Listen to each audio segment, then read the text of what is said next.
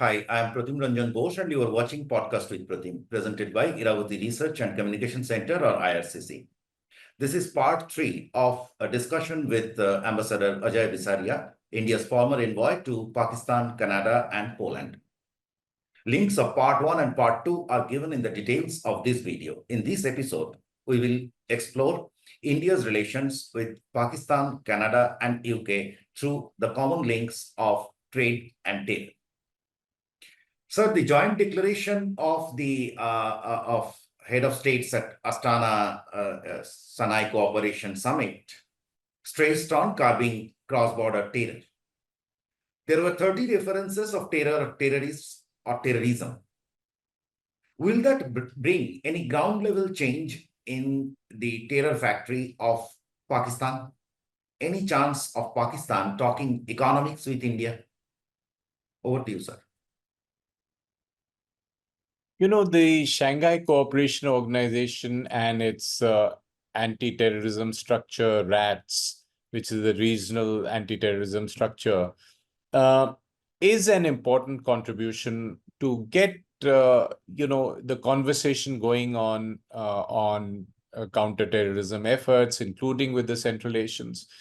I think the way Pakistan handles the whole terrorism issue is a different story, because that is a state use of terrorism and covert use, because Pakistan's army sees a certain benefit in deploying terrorism as an instrument of policy. So I don't think all these declarations at the SCO and other fora where Pakistan will sign on to, because it would be part of the rhetoric, will make a big difference to Pakistan's own policy, which is a covert policy of deploying terrorism. Yes, certainly to an extent, it draws the international focus on this issue, which is a good thing, and puts some kind of pressure on Pakistan. But I would say the effect is marginal.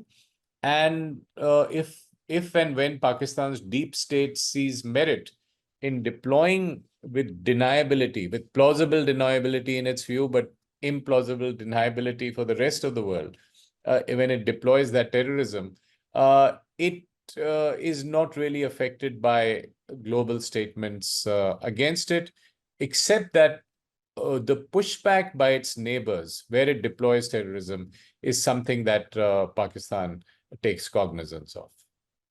It's almost a terror industry over there. There's an economics out of it. So, that's right.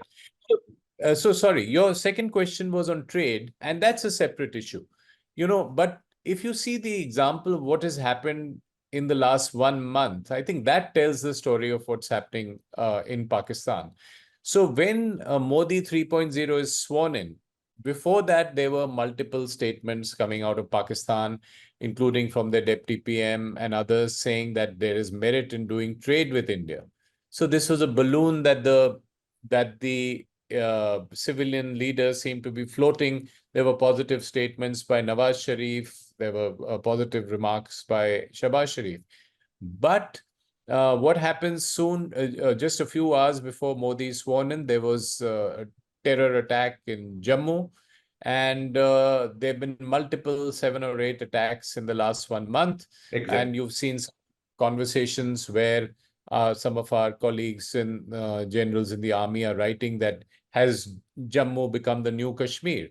Exactly. Because the counter-infiltration, counter-terrorism grid is very effective in the Kashmir Valley, where Pakistan would ideally like to create trouble before the Jammu and Kashmir elections in September. But since that is closed, it goes to an area which is relatively under patrolled, or where there's the security grid is relatively less intense, and it goes to Jammu. So I think it tells you the story of what's happening within Pakistan. While the civilians are keen on doing a deal when they have elections, India has elections, and moving forward, and trade is a low-hanging fruit, the army says it is not ready. And therefore, the terrorist attacks and they want to keep giving the impression to the people of Jammu and Kashmir, their own, the parts of Jammu, POK as well, that all is not normal. So I think what we have is a contradiction within the Pakistan system, whereas where trade was being proposed in a hesitant sort of way, but the army is overruling it and saying they have other security issues to take care of vis-a-vis India, and that deploying terrorists is an acceptable way of achieving them. So that same story, Musharraf coming here and talking economics, and after that, there will be something. Absolutely. So, this is a political risk of dialogue with Pakistan from the point of view of India's political leadership, that you have a conversation and then immediately there is a attack. Now, having said that, I feel that there is a case for calibrated engagement, selective engagement, but with the Pakistan army, India should have a line open either covertly or behind the scenes or overtly with the Pakistan army, because they are the decision makers. So it is important to have a conversation with the army. And even if the civilians are initiating the conversation, it's important to check and triangulate it with the army that it's on board in having a positive conversation with India.